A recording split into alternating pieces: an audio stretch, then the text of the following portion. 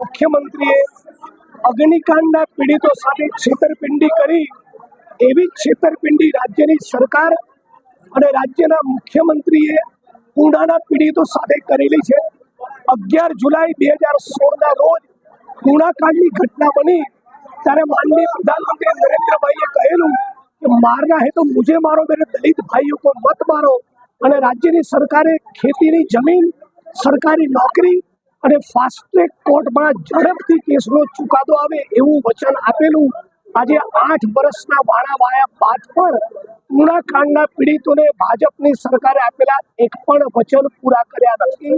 પૂનાના પીડિતો સાથે સંવાદ કરવા પણ તૈયાર નથી અને એટલા માટે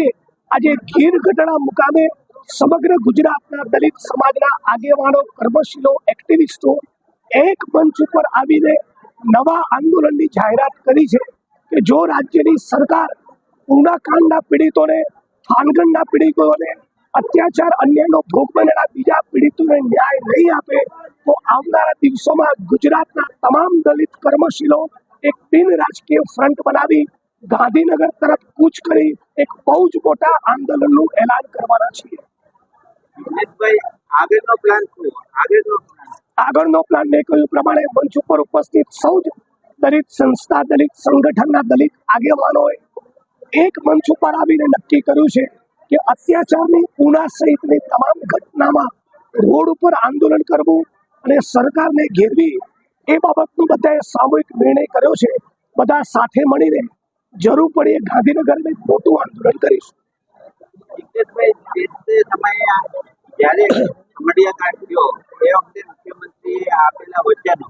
જે મેં કહ્યું પ્રમાણે મુખ્યમંત્રી આપેલા વચન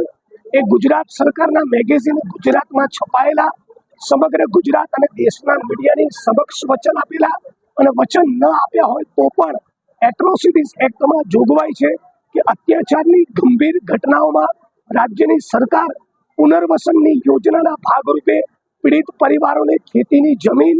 ઈંટોના ભઠ્ઠા, સ્ટોનની કોરી અને સરકારી નોકરી આપી શકે એ વાત પણ આ રાજ્યની સરકારે પૂનાના પીડિતોની સામે જોયું નથી અને એક પણ વચનનું પાલન કર્યું નથી। આ બાબતે ગુજરાતની વિધાનસભાના મંચ પર હું અનેક વખત બોલ્યો છું, છતાં રાજ્યની સરકારના પેટનું પાણી થતું નથી। મતલબ આ રાજ્યની સરકાર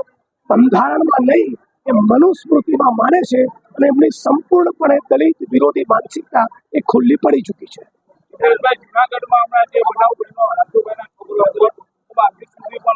એમાં પણ દલિત સમાજના લોકો દ્વારા પ્રેશર કરવામાં ન આવ્યું હોત, રેલી કરવામાં ન આવી હોત, ઉગ્ર આંદોલનનો કોલ આપવામાં ન આવ્યો હોત તો હું નથી માનતો કે રાજ્યની પોલીસ પ્રશાસન સરકાર દ્વારા ધરપકડ કરવામાં આવી હોત। એ થાનગઢ દલિત હત્યાકાંડ હોય, પૂનાકાંડ હોય, અમરાબાઈ બોલીચાની હત્યા હોય, અનેક આ પ્રકરણોમાં અમે જોયું છે કે આ રાજ્યની સરકાર એ